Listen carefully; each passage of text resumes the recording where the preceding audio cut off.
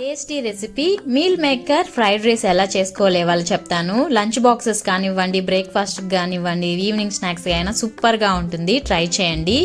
ముందుగా meal మేకర్ని hot వాటర్లో వేసి 15 మినిట్స్ ఉంచుకున్న తర్వాత బయటకు తీసి ఇలాగా 1 కప్పు కార్న్ఫ్లోర్, 1 కప్పు మైదా, ఇంకా 1 టేబుల్ స్పూన్ కారంని వేసి కొంచెం అంత ఫుడ్ కలర్ వేసి బాగా కలుపుకోవాలి. తగినన్ని వాటర్ వేసుకోవాలి. ఎందుకంటే ఆల్రెడీ మనం సోయా నానబెట్టి ఉంచుకున్నాం కదా, అందులో కూడా వాటర్ ఉంటుంది, చూసుకుని వేసుకోవాలన్నమాట.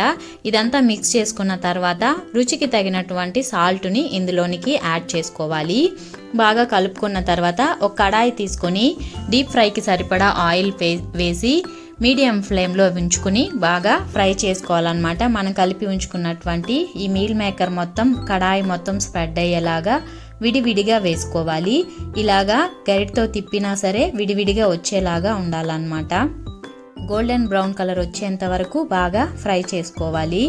సో ఇప్పుడు బాగా ఫ్రై చేసుకున్నటువంటి ఈ మీల్ మేకర్ని ఒక ప్లేట్లోకి తీసుకొని అలాగే సర్వ్ చేసుకున్నట్లయితే మీల్ మేకర్ పకోడా లాగా తినేసేయచ్చు. లేదనుకుంటే మరొక కడాయి తీసుకొని అందులో 2 టేబుల్ స్పూన్స్ ఆయిల్ వేసుకొని సన్నగా తరిగి ఉంచుకున్నటువంటి ఆనియన్స్ని ఇందులోనికి యాడ్ చేసుకోవాలి. కర్రీ లీవ్స్, కరివేపాకును కూడా యాడ్ చేసుకోవాలి. ఇలా బాగా చిటపటా అని ఫ్రై అయిన తర్వాత టమాటాను మెత్తగా ప్యూరీ లాగా చేసుకొని ఇందులోనికి వేసి బాగా ఫ్రై చేసుకోవాలి. పచ్చివాసన అంతా పోయేలాగా ఇంకా ఈ టమాటాలు, ఆనియన్స్ ఉడికేంత వరకు బాగా ఉడికించుకోవాలి. ఇప్పుడు కొంచెం అంత ఫుడ్ కలర్ని యాడ్ చేశాను. ఇది పూర్తిగా ఆప్షనల్ అండి, అవసరం అనుకుంటే వేసుకోండి, లేదంటే లేదు.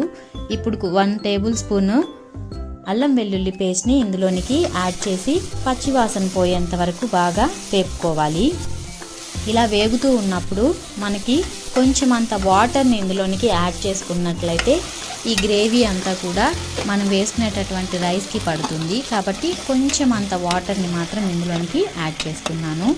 ఇప్పుడు మనం ఆల్రెడీ ఉడకబెట్టి ఉంచుకున్నటువంటి రైస్ని బాగా పొడిగా కలిపి ఉంచుకోవాలన్నమాట.